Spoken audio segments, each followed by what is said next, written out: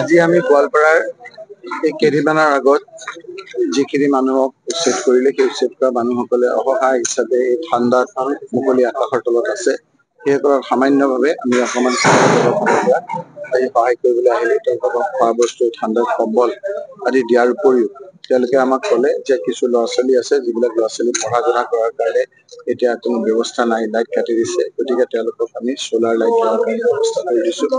আৰু আমি কথা দিছো যে যিসকল জামিন মানুহ আছে, যিসকলক আপোনাৰ অন্যায়ভাৱে খেদিছে সেইসকলক আপোনাৰ আমি ব্যৱস্থা কৰিম। আমাৰ চৰকাৰৰ ফালে অহাৰ লগে লগে তেওঁলোকৰ মাটি আৰু ঘৰৰ ব্যৱস্থা কৰি দিম। লোক্তস্বৰ বুলি এটা স্কুল আছিল ইয়াত, সেই স্কুলটো আছিল 1947 চনৰ আগত। সেই স্কুলটো আজি ভাঙি দিছে। যি অত্যাচাৰ, যি আপোনাৰ আজি মানুহৰ মাজত উৎপীড়ন চলাইছে হিমন্ত বিশ্ব শৰ্মাই, এই কথাবতৰাবিলাক আজি আপোনাৰ অসমৰ মানুহে দেখি আছে।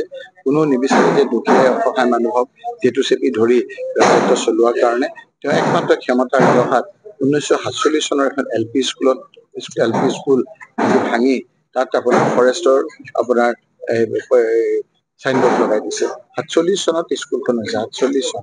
তাৰপিছত যিজন ফৰেষ্ট অফিচাৰৰ নেতৃত্বত ইয়াত কৰিছে সেইজনো এতিয়া ৰিটায়াৰ্ড অফিচাৰ, কাম কৰি থকাত নহয়, তেওঁক এক্সটেনশ্যন দি এই অবৈধ কাম বিলাকত লাগিছে। কাৰণ যিবিলাক জেনুইন অফিচাৰ সেইসকলে জানে যে যিবিলাক অঞ্চল ফৰেষ্ট নহয় সেইবিলাক অঞ্চল ফৰেষ্ট কৰাই আছে। তেওঁলোকে যিখিনি নটিচ দিছে, নটিচ নিদিয়াৰ উপৰিও আপোনাৰ বহু ঘৰ আজি ভাঙি দিছে।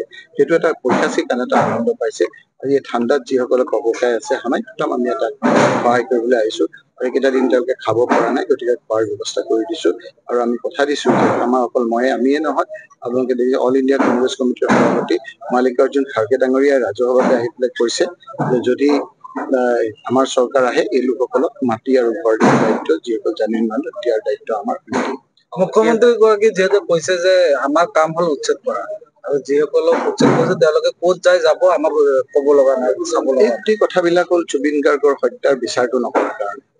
যেতিয়ালৈকে জুবিন গাৰ্গৰ হত্যাৰ ষড়যন্ত্ৰকাৰীসকলক তেওঁ ৰক্ষণাবেক্ষণ দি থাকিব, তেওঁক আমি কোনে দুখিছেনো? তেওঁ কৈ আছে যে গোসাঁই ঘৰত কোন, তেওঁ কৈ আছে কল খোৱা নাই। গোটেইটো মনটো ডাইভাৰ্ট কৰি যাতে জুবিন গাৰ্গৰ হত্যাৰ ষড়যন্ত্ৰকাৰীসকলক নিবিচাৰো, ন্যায় নিবিচাৰো, জাষ্টিছ ফৰ জুবিন নকওঁ, তাৰ কাৰণে মানুহৰ মনবিলাক আনফালে নি আপুনিও সেইবিলাক জালত ভৰি দিয়াটো বিচাৰিছে। গতিকে জুবিন গাৰ্গৰ হত্যাৰ ষড়যন্ত্ৰটো উলিয়াবই লাগিব। সেইখন কোনে কৰিছে কি নকৰে অসমৰ ৰাইজৰ চকুত ধৰা পেলাইছে, ধৰা পৰিছে। মুখ্যমন্ত্ৰী ডাঙৰীয়াই কুঁৱকা বিচলা কৰি আছে। সেইবিলাক কাৰণেই আজি অন্যায়ভাৱে এই দুখীয়া মানুহসকলক তেওঁ বলিৰ কথা কৰিছে। কি কব? এটা থাৰ্ড ক্লাছ মানুহৰ ফৰ্থ ক্লাছ উত্তৰ কি দিম মই? টেষ্টলেছ মানুহ, টেষ্ট নাথাকা এটা মানুহ, যাৰ আপোনাৰ টেষ্ট বেয়া। গতিকে সেই মানুহটোক কি কুৰুচি সম্পন্ন মানুহৰ লগত কি আপুনি মুখোচপতি কৰিব? সময়ত এতিয়া হৈ গ'ল, এতিয়া আপোনাৰ বেকদৌৰি হৈ গ'ল। তেওঁতো মুখ্যমন্ত্ৰী বিজেপিয়েও দিয়া নাছিলে, 2 নম্বৰী কৰি হৈ গৈছে। অকণমান দিন আমি সহ্য কৰিব লাগিব। তাৰপিছতে আপোনালোকে চাব ভগৱানো আছে, আল্লাও আছে, আপোনাৰ গণতন্ত্ৰও আছে। গতিকে তেওঁ কাকো নামানে, তেওঁ মুখ্যমন্ত্ৰী যোগ্য নহয়। মুখ্যমন্ত্ৰী এইবিলাক কথা নকয় নহয়। তেওঁ যেতিয়া শপত লৈছিল সকলো ধৰ্ম, সকলো জাতি, সকলোৱে ধৰ্ম নিৰপেক্ষক মানিম বুলি তেওঁ শপত লৈছে, তেওঁৰ যি নিজৰ শপত, নিজৰ ৰাজহুৱাভাৱে লোৱা মন্ত্ৰিত্ব, মুখ্যমন্ত্ৰিত্বৰ শপত তেওঁ নামানে, তেতিয়াহ'লেতো আপোনালোকে ধৰ্ম নিৰপেক্ষতা আৰু আপোনাৰ আজি কনষ্টিটিউচনে আজি আপোনাৰ সংকটত পৰি আছে। গতিকে আমি কিছুদিন ৰখিব লাগিব, নিশ্চয়কৈ ইয়াৰ ব্যৱস্থা ৰাইজে ল'ব। যিকোনো খবৰৰ বাবে যোগাযোগ কৰক 7099017330 লগতে 7099017110 নম্বৰত।